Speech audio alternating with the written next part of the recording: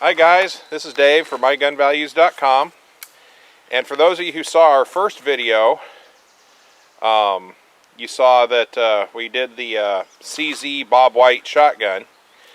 So continuing on that theme, we're going to pattern the gun. It does come with 5 chokes. I wasn't sure in the last video if it came with 5 or 6. It's 5. Comes with let's see if I can get this right. Cylinder, improved cylinder, modified, improved modified, and full. And we're gonna pattern it at 25 yards with number 7.5, I believe, is what Dick's gonna shoot. And we're just gonna show that it works. Now, of course, Dick's gonna stand right in the way of that white piece of paper down there. Oh, now he's gonna move, and I'll move the camera back. Hold on. We'll get this right in a minute. I'm real camera orientated. So anyway, up first is the improved choke, and there's a little blue dot drawn in the center of that paper if Dick can see it. From that look, I'll say he can't, and we're gonna pattern it. So without further ado, okay, we're gonna leave it running.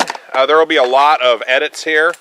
But we're gonna do all 5 chokes with number 7.5s, and then we'll bring them up on and show you the papers, and we'll give you an idea why we're doing what we're doing. So that was the improved cylinder, and while I walk down and change targets, I'm gonna pan the camera over here, and Dick's changing out the choke, and I'll get that on camera. Yeah. So at this point in time, the improved modified is up, which is I believe a tighter choke. Yes.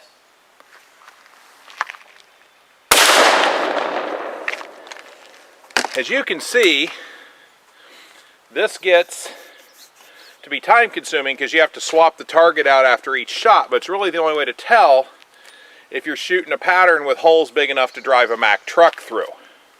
This is something most people never do. I think I might have shot a little low on that first target. Okay, fair enough. That's why normally you would shoot probably 3 or 4 or 5 with each choke. My turkey gun, I actually have a hole in the pattern at 35 yards. Yeah, and see that what Dick just said, that's why you pattern your gun, and different ammo will shoot. I think I've mentioned the story before. I have a Mossberg 835 with a 3.5-inch chamber, and one duck season grabbed some estate number 2 steel shot to shoot through it, and as it so happened, while we were out duck hunting, the opportunity came to shoot a grouse. I hit the grouse square in the chest with one piece of number 2 steel at about 30 yards, and the grouse flew away like I hadn't even touched him. And we went back and patterned the gun, and it literally, the pattern literally looked like you laid a 2x4 over the center of the target with a knot hole in it, and the whole pattern was spread out to the sides. And we shot it 5 times, and every shot was that way. So then it gives you an idea there's something wrong. Estate number 4s, the gun shot great, but number 2s, it shot terrible. Gave the ammo to a friend of mine who has a Mossberg 835. And it patterned great in his gun. So each gun is different. So we're going to go switch out the targets. And what are we switching for this time, Mr. Carter? Cylinder. Cylinder? Okay, this one I believe is cylinder. So this is the most open choke. Probably give the worst pattern you would expect. That's the first time that choke's ever been fired. Okay. Well, now you know if you happen to buy this gun off that big website with a G and an R in the name, that the cylinder chokes had 1 round run through it. So we're going to switch out. This is the modified choke. I should mention on this that the way CZ is marking their chokes here is the more open the choke, meaning the less constriction,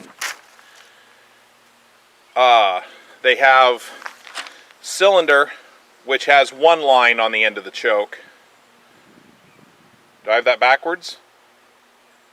Full's got one. Full's got one. My apologies. Thank goodness Dick's here to correct me. The tightest choke has a one line cut in the end, like where the thread wrench slots are on the choke. And then as the choke gets more open, you get more lines. Modified would have 2, improved modified 3, improved cylinder 4, and cylinder 5. And that, now I should mention one other thing on our website. A lot of companies call improved modified skeet. So what we do is when we do mark the chokes, when they're spec'd out on the website, they are marked as skeet chokes, not as improved modified chokes. Again, it's just a thing to try to keep it simple for people to look for their guns. So without further ado, here's the modified choke at 25 yards. Okay, this last up's the full choke. This is the most constriction. So you would expect the tightest pattern. So let's see what happens. Here. That happens with double triggers. Now, I want to mention a few things here before I shut the camera off. Again, normally you would shoot 3 to 5 of each choke at the paper. We're not going to do that. This was a demonstration of how to do it, and just to give each one's an example of one. So it would need further shooting to confirm it. And again, we're shooting 2 3/4, 20 gauge with number 7.5 shot. Be a good grouse or a good quail load. If you're just doing quail, I might even be tempted to shoot 8s.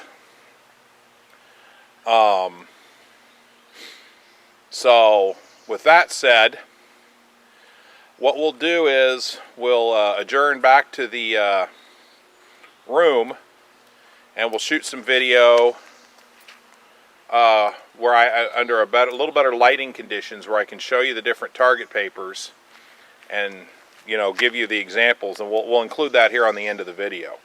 So I'll be back with you in a little while.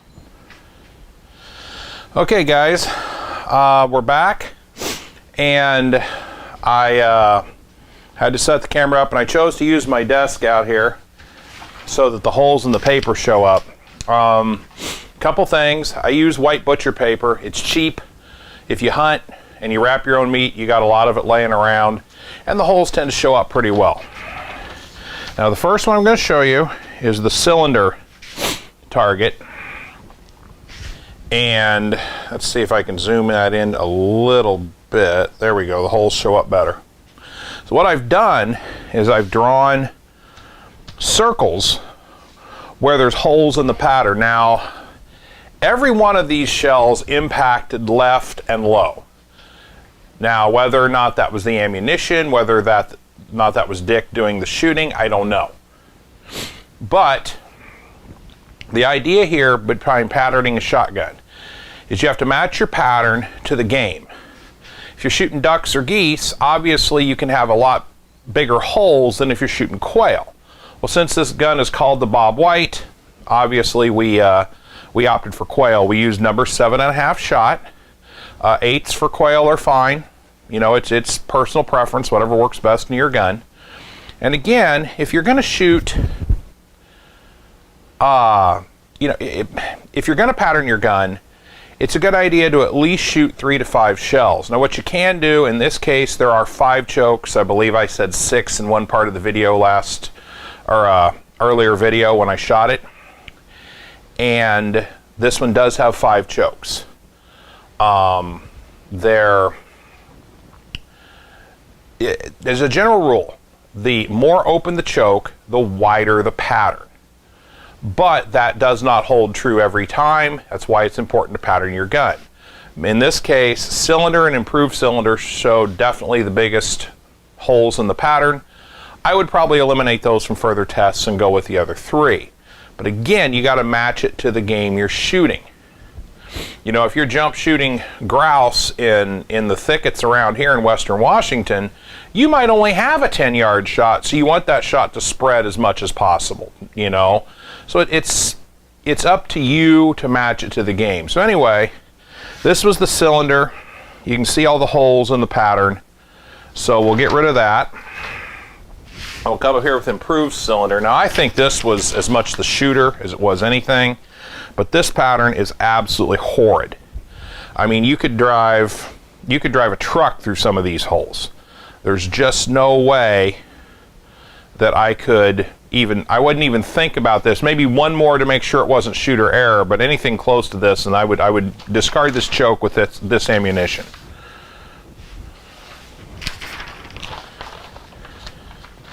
This is the modified choke. This one probably gave the best overall dispersion. The pattern's a little thin in spots. You see the 3 major holes in the pattern, and they're smaller than a Bobwhite, but you could still hit the periphery of the Bobwhite and not bring it down. You could hit wings, legs, feathers that wouldn't be a killing shot. So that's your modified choke. Again, this gun, this ammunition.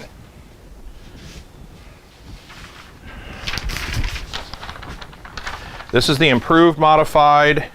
Only really had 2 big holes up there, but the bulk of the pattern's down in this area. Again, shooter, gun, you'd have to do more testing. Last but not least, we have the full choke. There's a lot of holes in it, but they're little holes. They're not major holes. There's no reason that you would, what's the word I'm looking for? You know, there's no reason that you would eliminate this choke from further testing. Now, one thing I have discovered is with steel, less constriction sometimes is better. We were shooting lead shot. If you're in a steel-only area, I'm sorry for those of you in California or those of us in Western Washington and pheasant release areas. You know, sometimes steel will do better with a little more open choke than lead will. So again, that's why it's important to powder your gun. If you just go buy a box of shells and go out there, you're going to have what I had happen with that grouse years ago. So, you know, and I wanted to show you. This is the box the chokes come in. 2 of the chokes are still screwed into the barrels. I saw no reason to remove them. You have the choke tube wrench, and you can see where they use 1 wrench. This is 12, 16, 20, and 28, progressively down. And I wanted to show you the little notches on the end of the choke. Now this is going to be tough to see. There they are. Here we can get them.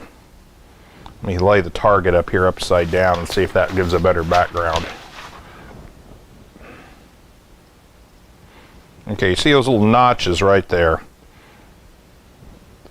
The more open the choke, the more notches. That's how you're supposed to be able to tell, you know, just at a glance, which choke is in the gun. Different companies do it a little bit differently, but that is the way this one does it, just so you know. This gun has the original box, the original owner's manual, all the chokes, the wrench, all the packaging. So this is where, you know, I've told you before on this site, if you're going to buy one as a complete gun, you know, in excellent condition, as a shooter in this case, maybe it's not as important. But if you're going to buy one in excellent or collector condition, this is all the stuff you want with it for that price we list on our website. So without further ado, I want to thank you for watching. If you have any comments, please feel free to post them here. I usually check about once a week, or you can certainly contact us on the Contact Us form on the mygunvalues.com website. I do want to say one more thing on the custom appraisals, and I'm going to become a broken record on this for now. We do have a major upgrade coming this summer where it won't be as much of an issue, but for right now I'm going to become a broken record. if you need a custom appraisal, and I've got an FN Mauser here that I'm going to be doing a video on, and I'll be a perfect example of why you need custom appraisals. If you don't send me pictures and you don't send me complete information, I cannot give you a custom appraisal.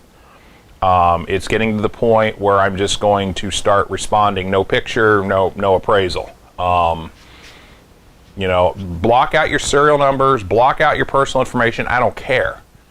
But I do have to have pictures of the gun and their markings to even come close to an accurate appraisal. In the case of this FN, we're gonna do a video, and it's probably gonna end up being more than one on proof marks. And, you know, European guns are not like American guns, but I'll get off my soapbox on that for now. Again, you know, thanks for watching, and I hope you folks have a good day. Thank you.